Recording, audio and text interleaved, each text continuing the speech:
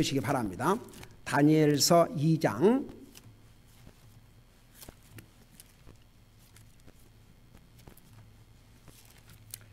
다니엘서 2장 31절부터 33절 세 절을 같이 읽겠습니다. 31절에서 33절까지 세 절입니다. 우리 같이 읽겠습니다. 시작. 오 왕이여, 왕이 보셨사온데 보소서, 큰 형상이니이다. 이 큰 형상이 왕 앞에 섰는데 그것의 광채가 뛰어나며 그것의 형태가 두려우니 이 형상의 머리는 정금이요 그의 가슴과 두 팔은 은이요 그의 배와 두 넓적다리는 노시요 그의 두 다리는 쇠요 그의 두 발은 얼마는 쇠요 얼마는 진흙이었나이다. 아멘. 앉으시기 바랍니다.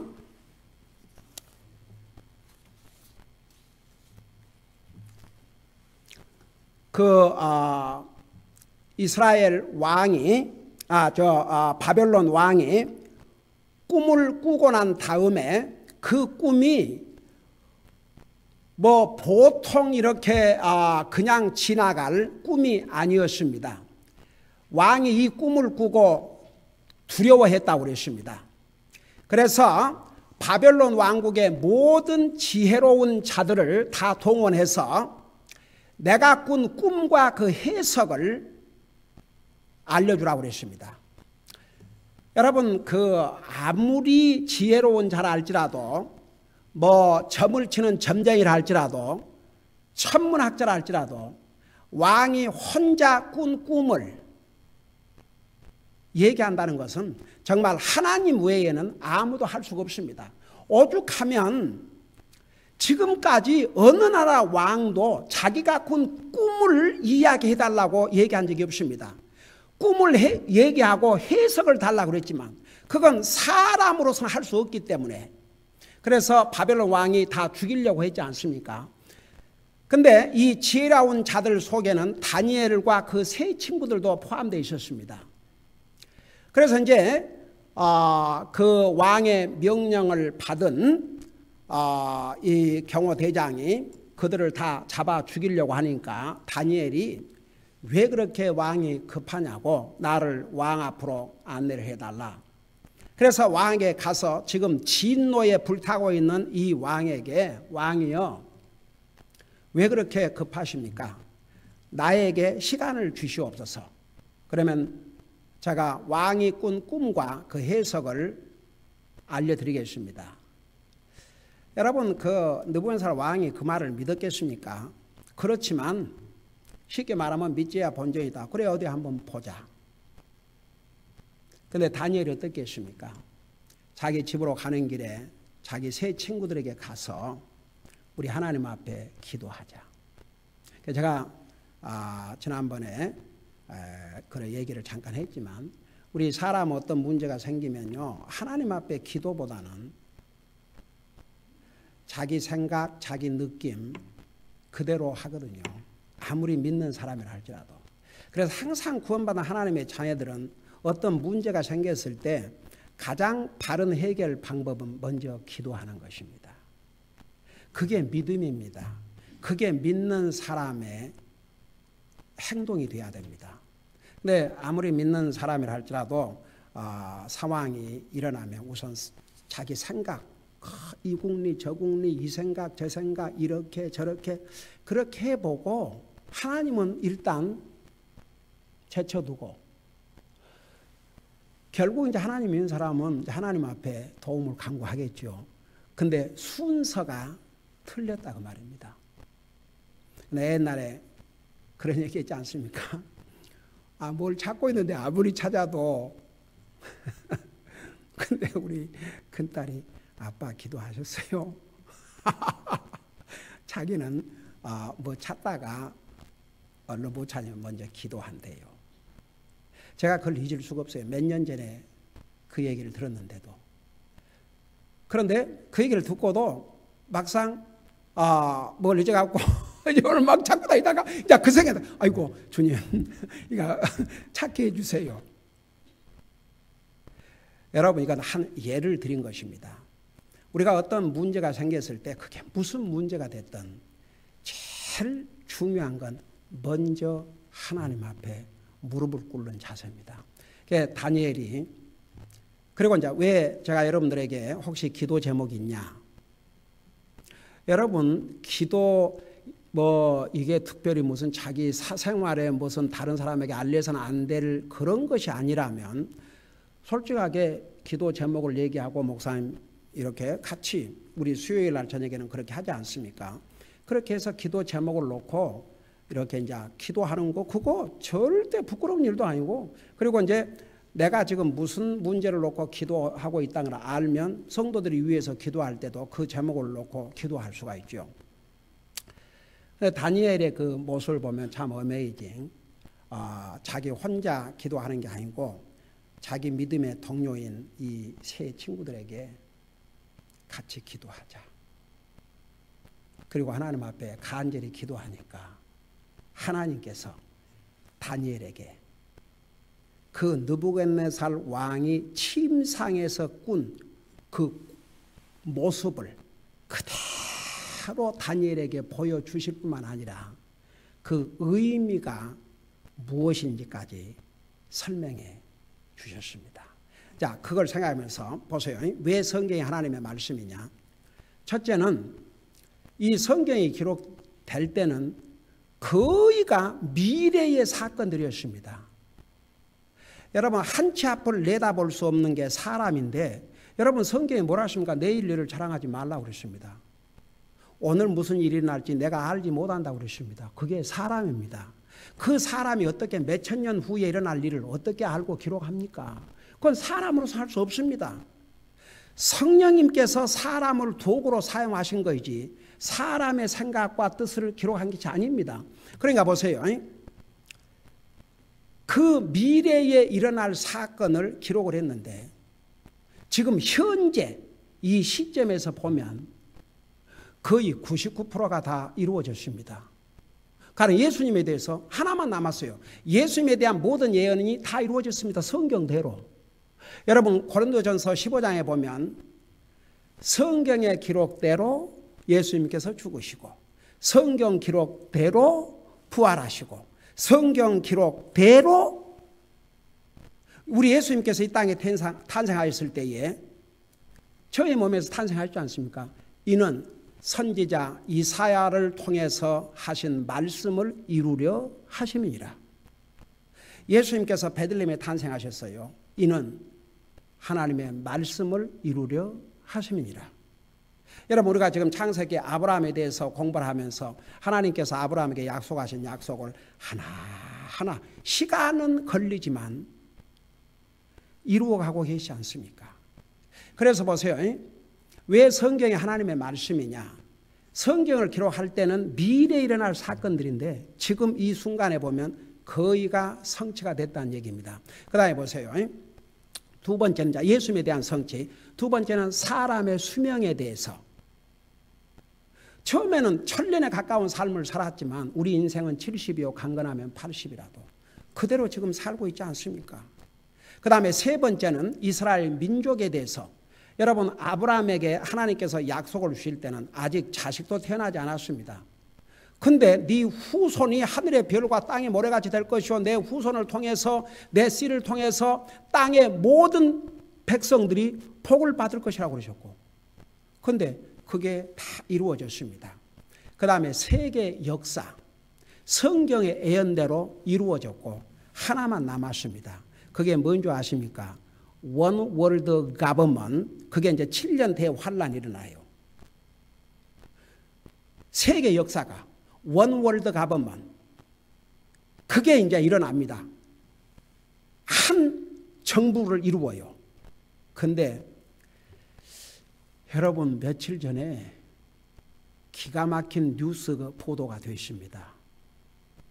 여러분들은 이제 신문 볼 시간도 없고 뉴스 들을 시간도 없으니까 세상이 어떻게 돌아가는지 모르겠지만 그러니까 여러분 못 들어도 제가 이렇게 다 중요한 얘기 듣고 알려주니까 옛날에 우리 집 사람이 자기 친구하고 통화를 하면서 나는 뉴스 들을 필요도 없고 신문 볼 필요도 없고 자기 남편이 그러니까 내가 세상 돌아가는 얘기로부터 모든 얘기를 다 해주니까 자기는 따로 들을 필요가 없다고. 그러니까 여러분들도 신문 안 봐도 뭐 그래도 내가 다 중요한 거 듣고 이렇게 알려주니까 기가 막힌 일이 있었습니다. 며칠 전에 영국의 챈슬러 그러니까 파워풀한 의회 미국 말은 국회의원이죠. 이 사람이 보더레스 소사이어티를 이제는 만들 때가 왔다. 여러분 그게 뭔 말인 줄 압니까? 각 나라마다 국경이 있지 않습니까? 그렇죠? 그 유럽이 지금 연합이 됐지만 각 영국, 프랑스, 독일 다 자기 경계 구역이 있지 않습니까? 근데 중동에서 엄청난 피난민들이 몰려오니까 이 보더가 무슨 필요가 있냐, 이 경계, 각 나라의 경계 지역이 무슨 필요가 있냐 이거죠. 다 터서 그냥 하나로 만들어야지. 이게 영국의 국회의원이 할 얘기입니까? 이게 제정신으로?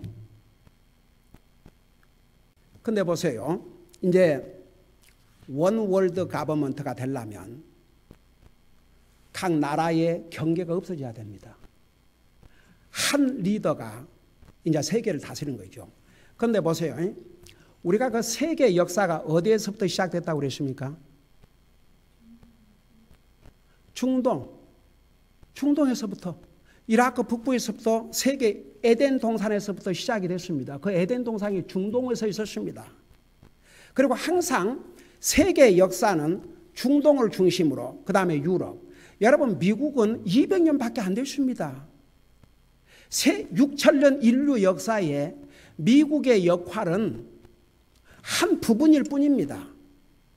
그래서 이제 바로 이 속에 바벨론 왕이 꾼 그 꿈 속에 세계 역사가 어떻게 진행될 것이고 세계 역사가 어떻게 맞춰질 것이라는 것을 자세하게 설명해 주고 있는데 여러분은 다니엘서를 통해서 요한계시록을 통해서 정말 자세하게 여러분 배웠습니다.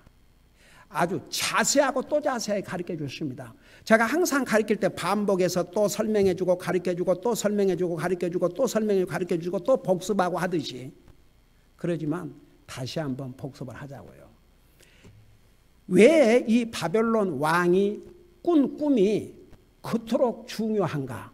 바로 세계 역사가 어떻게 펼쳐질 것을 바벨론 왕을 통해서 왜냐하면 바벨론 왕은 여러 나라를 정복해서 중동에서 그야말로 중동 천하를 다스리는 최초의 왕이 황제가 되었거든요. 그러니까 그 황제를 통해서 앞으로 세상이 어떻게 진행될 것인가를 알려준 사건이기 때문에 그 꿈이 바로 하나님이 주신 계시요 하나님의 종 다니엘을 통해서 계시해서 기록을 한 것입니다.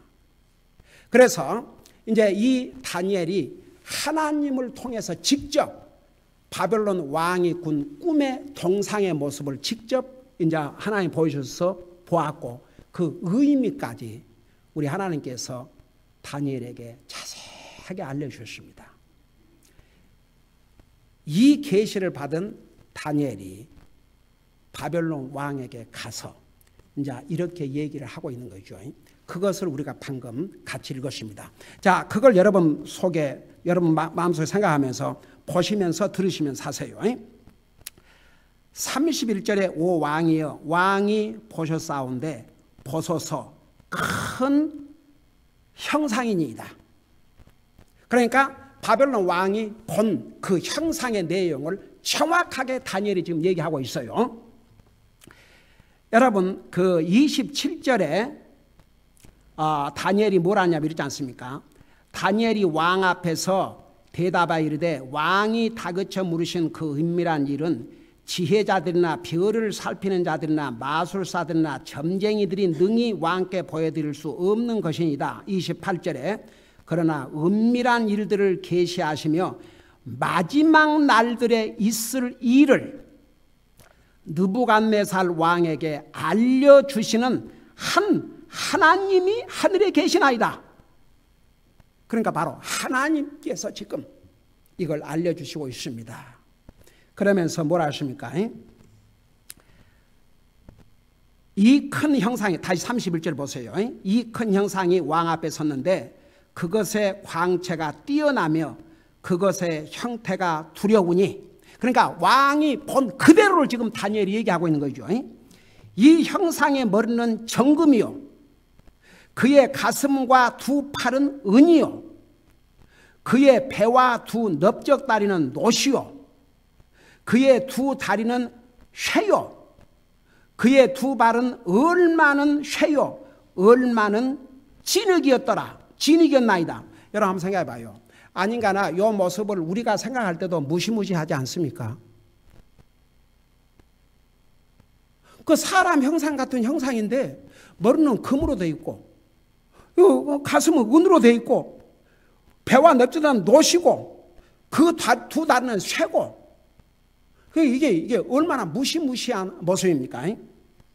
그러면서 34절에 뭐라 하십니까? 왕이 보시더니 마침내 손을 대지 아니하고 깎아낸 돌이 그 형상을 치되. 나 여러분 물어보십시다. 이 무시무시한 형상을 이 깎아낸 돌이 쳤다, 그 말은 이 돌은 이 무시무시한 형상, 금과 은과 뭡니까? 놋과 쇠보다 더 강하다는 얘기입니까? 강하지 않다는 얘기입니까? 그 강하니까 이런 무시무시한 것을 때려 없애지요. 여러분 느낌에 이 돌이 누굴 것 같습니까?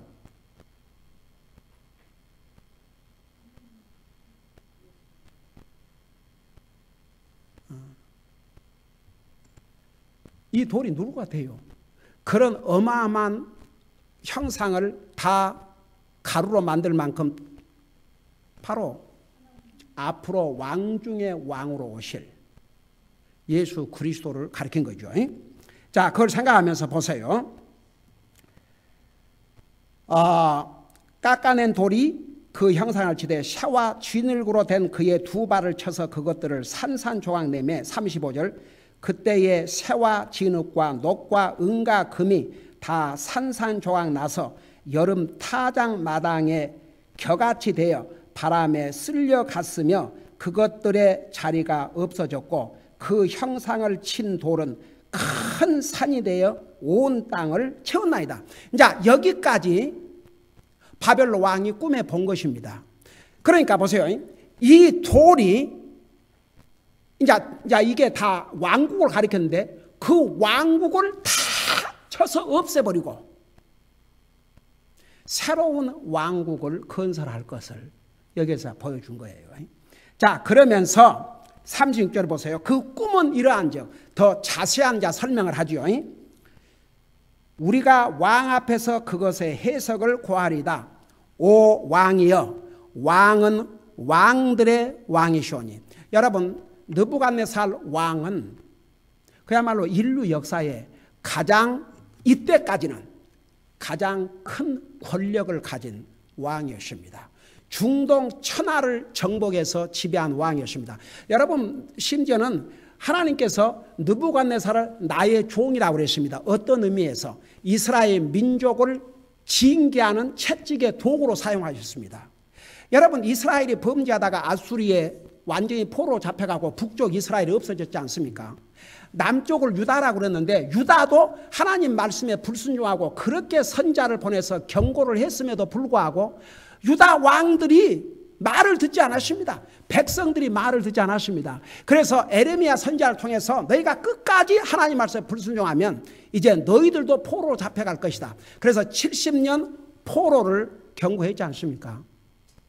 그래서 나중에 어차피 너와 너희 조상들이 죄를 범했기 때문에 반드시 내가 너희를 징계해야 되는데 순수하게 항복을 해라, 바벨론 왕에게. 그러면 예루살렘 도시도 불타지 아니하고 성전도 불타지 아니하고 살게 될 테니까 이 일은 나로부터 말미암은 것이니까 바벨론 왕에게 항복을 하라 했습니다. 그걸 전달하는 에레미야를 왕과 권력자들이 죽이려고 하고 에레미야를 구더기에다 쳐넣고 얼마나 핍박을 했습니까? 그래서 에레미야가 내가 다시는 이 목이게 든 백성들에게 내가 복음 전하지 않겠습니다. 하나님의 메시지 전하지 않겠습니다. 그렇지만 그 중심에 불릴 듯 한 것 같아가지고 또 전하고 또 전하고 또 전하고 했지 않습니까? 그래서 결국은 나중에 느부갓네살 왕에게 하나님께서 명령하신 거죠. 너는 예루살렘을 공격해서 그들을 포로로 잡아오라고. 네. 그래서 당시에 느부갓네살 왕은 이방 나라의 왕으로서 막대한 권력을 가진 사람이었습니다. 그래서 이제 이 하나님께서 이제 이 왕에게 앞으로 미래에 있을 그것을 자세하게 알려주었고, 그러나 왕 자신은 그것을 해석할 수 없었습니다. 그러니까 나중에 하나님의 종 다니엘을 통해서 구체적으로 알려주셨죠. 실제로 그 느부갓네살 왕 자체는 그가 다스리는 기간은 66년밖에 안 됐습니다. 혹여 요즘 시대는 미국의 대통령 임기가 8년이고 한국의 대통령이 5년이니까 그것에 비하면 엄청나지만, 그러니까 이제 66년 만에 사실은 이제 바벨론 그 왕의 아들 벨사살 왕이 몇 년 하다가 결국은 망했지 않습니까? 자, 이걸 생각하면서 계속 들으세요. 오 왕이여 37절 왕은 왕들의 왕이오시니 하늘의 하나님께서 왕에게 왕국과 권능과 세력과 영광을 주셨나이다. 38절 사람들의 자녀들과 들의 짐승들과 하늘의 날섬 짐승들이 어느 곳에 거하든지 그분께서 그것들을 왕의 손에 주시고 왕을 모든 것을 다스릴 치리자로 삼으셨나니 왕은 이 금 머리니이다. 심지어 여러분 보세요. 우리 창세기 1장 2장에 가면 창조의 역사가 나오지 않습니까? 하나님께서 우리 인생을 창조하신 다음에 아담 이브를 창조하신 다음에 공중에 나는 새와 들짐승과 모든 것을 다스릴 파워를 사람에게 주시겠다고 그러는데, 실제로 역사적으로 이 바벨론 왕 때에 그것이 성취됐다고 합니다. 그래서 여기에 뭘 하십니까? 사람의 자녀들과 들의 짐승들과 하늘의 날 짐승들이 어느 곳에 거하든지 그분께서 그것들을 왕의 손에 주시고 왕을 그 모든 것을 다스릴 치리자로 삼으셨다고 그랬습니다. 그래서 이 느부갓네살 왕을 금으로 표현했습니다. 여러분, 이 세상에 금을 싫어하는 사람이 어디가 있습니까? 금은 부의 상징입니다. 영광의 상징입니다. 그래서 이 느부갓네살 왕을 금으로 보여주었습니다. 자, 그 다음에 보세요. 19절에 보니까 그렇다고 해서 이 바벨론 왕국이 영원히 계속되는 것이 아닙니다. 뭐라고 예언해 주시는 거니? 왕 이후에 왕의 왕국보다 못한 다른 왕국이 일어날 것이라 그랬습니다. 자, 우리 세계 역사 가운데 바벨론 왕국을 무너뜨리고 그 다음에 일어난 세계 왕국이 어느 나라에 있습니까? 페르시아 왕국. 그 페르시아가 지금 어디예요? 어디라고? 이란. 그 자매가 잘 기억하고 있구만. 여러분, 그래서 지금 이란이 다시 옛날의 영광을 되찾고자 바벨론을 정복한 나라가 이란이었습니다. 옛날에 페르시아라고 그랬죠. 그래서 이제 여러분 다니엘서 잠깐 6장을 보세요.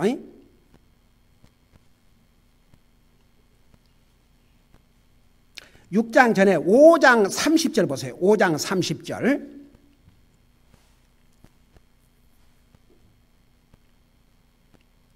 5장 3절에 보면 그날 밤에 갈대아를 바벨론을 가리켰습니다. 바벨론. 갈대아 사람들의 왕 벨사살이 죽임을 당하고, 그러니까 이 바벨론 왕 벨사살은 바로 느부갓네살 왕의 아들이 옵시다. 그 아들이 죽임을 당하고 31절 메대 사람 다리오가 왕국을 취하니 그때에 그가 62세 가량이었더라. 그래서 이제 다니엘 6절에 보면은 이 다리오가 이제 세상 만국을 다스릴 때에 그 다니엘을 고소해 가지고 사자굴에 던짐을 받은 사건이 바로 이때 일어났지요. 자, 다시 우리 2절에 돌아가서 보세요. 2절 39절에 보니까 이 왕 이후에, 그러니까 바벨론 왕 이후에 왕의 왕국보다 다른 왕국이 일어날 것이요. 그게 바로 메대와 퍼르시아가 통합을 한 페르시아 왕국이었습니다. 그리고 이제 셋째로, 그러니까 그 페르시아 왕국은 아직 오지도 않았어요. 근데 그 두 번째 왕국이 오겠지만 그 왕국이 망할 것이라는 것을 알려줬습니다. 몇 년 만에 망했냐 그러면 207년 만에 페르시아 왕국이 망했습니다. 그 다음에 셋째로 또 다른 놋 왕국이 온 땅을 다스릴 것이요. 바로 세 번째의 세상을 정복했던 나라가 이제는 중동 지역에 있는 게 아니고 유럽 나라에 있던 어느 나라였습니까? 그릭. 그래서 그 유명한 나폴레온 알렉산더 대왕은 그릭 사람이었습니다. 여러분, 그 사람이 세계를 정복한 다음에 눈물을 흘렸다고 합니다. 그래, 왜 우냐고 그러니까, 세계를 이렇게 정말 다 정복하고 왜 우냐고 그러니까 더 이상 정복할 나라가 없어서 운다 그랬답니다. 그러니까 그 당시에 알려진 나라들은 이 알렉산더 대왕 때에 다 정복을 했습니다.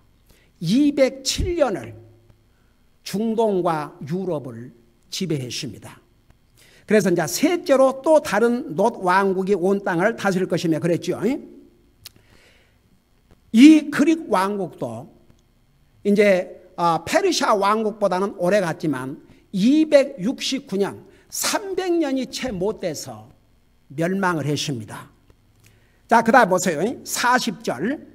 넷째 왕국은 쇠같이 강하리니 쇠는 모든 물건을 산산조각내며 정복하나이다. 그러니까 이 앞에 세 번째 나라보다 가장 강한 나라가 네 번째 왕국이라는 것을 설명하고 있죠. 이 모든 것을 부수는 쇠같이 그 왕국이 모든 것을 산산조각내고 상하게 하리다. 그러니까 네 번째 지금 마지막 모습에 대해서 설명을 하고 있어요. 그게 네 번째 왕국을 가리키는데 그 왕국은 쇠같이 강해가지고 쇠는 모든 물건을 부수듯이 앞에 일어났던 세 왕국보다 더 강한 왕국이 될 것이라는 것을 이제 알려주신 거죠. 그리고 나서 뭐라 하십니까? 왕께서 그 이제 마지막 왕국을 설명하고 있어요. 더 자세하게. 그 두 발과 발가락들이 얼마나 토기장이요 지늘기요 얼마나 쇠인 것을 보신 같이 그 왕국이 나누일 것이로되 왕께서 쇠와 지늘기 섞인 것을 보신 같이 그 왕국에서 쇠의 강함이 있으리다. 42절. 그 두 발의 발가락들이 얼마나 쇠요 얼마나 지니근 같이 그 왕국도 얼마나 강하되 얼마나 부서질 것이며 43절. 왕께서 쇠와 지늘기 섞인 것을 보신 같이 그들이 자신을 사람들의 씨와 섞을 터이나 새와 지늘기 섞이지 아니함 같이 그들이 서로에게 달라붙지 못하리다. 자, 보세요. 제가 이 의미가 뭐인가? 바로 이 네 번째 일어날 왕국은 역사적으로 로마 왕국이었습니다. 우선 다스린 기간이 막대했습니다. 예수님이 이 땅에 오시기 약 100년 전에 로마가 세계를 다스렸습니다. 여러분, 이스라엘도 누가 다스렸습니까? 로마가 다스렸습니다. 그래서 우리 예수님께서 이 땅에 오셨을 때 바로 예수님께서 사신 그 지역을 관할했던 로마의 총독이 빌라도였습니다. 그래서 로마의 지배 아래 이스라엘도 있었습니다. 근데 보세요. 그 로마가 AD 500년경에 망했으니까 인류 역사에서 가장 오랜 기간 동안을 세계를 통치를 했습니다. 어떻게 보면 가장 큰 왕국으로서. 근데 보세요. 이 로마가 이제 로마는 어디에 있어요 지금? 유럽 어디에? 그 로마가 지금 어디예요? 지금 이태리 조그만 나라예요. 근데 옛날에는 그 조그만 나라가 그냥 중동 유럽을 다 당하겠죠. 그래서 보세요. 그 로마가 이제 세상을 점령하면서 다 한 인종으로 만들기 위해서 쉽게 말하면 이렇게 인종이 다른 사람끼리 결혼하게 하고 그랬지만, 여러분 일본이 같은 아시아이지만 36년 동안을 한국을 다스렸지만 하나가 됐습니까? 언어를 다 바꾸고 별의별 방법으로 다 그냥 일본 사람과 똑같이 한국 사람을 만들려고 그랬지만 이게 하나가 됐습니까? 하나 안 됐지요. 결국 36년 만에 손들고 이제 다 갔죠. 이제 미국이 물론 폭탄을 받고 포기했지만 하나님께서 그런 방법을 사용하신 거죠. 그래서 로마가 막대한 권력을 가지고 다 한 인종으로 만들려고 그랬지만 안 됐습니다. 결국은 로마가 망했습니다. 여러분 잘 아시다시피 지금 현재 이태리 아무런 힘이 없습니다. 근데 성경에 우리가 그 요한계시록 공부하면서 자세하게 배웠죠. 근데 이 네 번째 나라가 다시 부활할 것을 이 다니엘서에서 요한계시록에서 자세하게 예언을 하셨죠. 그러면 이 네 번째 나라가 부활한다 그 말은 당시 로마가 지배했던 모든 나라가 다시 한 왕국으로 부활하는데, 결론부터 말하면 그래서 왜 적그리스도가 유럽에서 나오냐 그러면, 유럽 저쪽에서 나오냐 그러면 당시에 로마가 지배했던 그 나라들을 지도를 보면요, 지금 유럽 공동시장, 유럽 연합에 조인되어 있는 나라들과 똑같아요. 소름이 끼칠 정도로 똑같습니다. 그러면 거기서 한 리더가 나올 때 성경은 그가 바로 적그리스도일 것을 수없이 예언하고 있습니다. 다니엘서에서 요한계시록에서. 자, 여러분 그걸 생각하면서 하나만 더 하고 마치십시다. 44절, 이 왕들의 시대에 하늘의 하나님께서 한 왕국을 세우리니. 그러니까 이제 나중에 마지막 이 왕국이 이제 나중에 7장, 8장, 9장에 가면 더 자세하게 설명을 하고 있습니다. 그러니까 이 마지막 이제 왕, 이 네 번째 왕, 이 네 번째 나라가 다시 부활하는데, 이 시대에 여러분 그 적그리스도가 세상을 몇 년 동안 다신다고 그랬죠? 7년밖에 못 다스려요. 그 시대에 하늘의 하나님께서 한 왕국을 세우리니 그것은 결코 망하지 아니하리다. 바로 주님께서 이 땅에 세우실 천년 왕국, 그리고 영원한 새하늘과 새 땅, 이것을 지금 미리 예언하고 있죠. 여러분 이 상의 모든 나라들이 다 망했습니까? 안 망했습니까? 다 망했어요. 다 망했습니다. 근데 영원히 망하지 않을 나라는 우리 주님의 나라밖에 없습니다. 그래서 그것은 결코 멸망하지 아니리다. 그 왕국은 다른 백성에게 남겨지지 아니하며 이 모든 왕국들을 산산조각 내어 소멸시키고 영원히 서리이다. 그리고 이제 45절에 구체적으로 그 산에 대해 설명하고 있죠. 손을 대지 아니하고 산에서 깎아낸 돌이 새와 녹과 진흙과 은과 금을 산산조각 낸 것을 왕께서 보셨은즉 위대하신 하나님께서 이후에 있을 일을 왕에게 알리셨나이다. 그 꿈은 확실하며 그것의 해석은 분명하나이다 하니라. 46절, 그때 느부갓네살 왕이 얼굴을 대고 엎드려 다니엘에게 경배하고, 세계를 통치하던 왕이 그 자기가 본 꿈을 정확하게 얘기해주고 설명까지 해주니 이게 하나님의 신이 아니고는 할 수가 없거든요. 그러니까 다니엘은 사람이지만 하나님의 계시를 받아서 한 거죠. 그러니까 이 느부갓네살 왕의 눈에는 다니엘이 하나님처럼 보인 거죠. 그 앞에 엎드려 경배하고 명령하여 그들이 그에게 봉헌물과 향기로운 냄새를, 여러분, 이방 사람들이 자기들 신을 제사하고 섬길 때에 그 향을 피웠지 않습니까?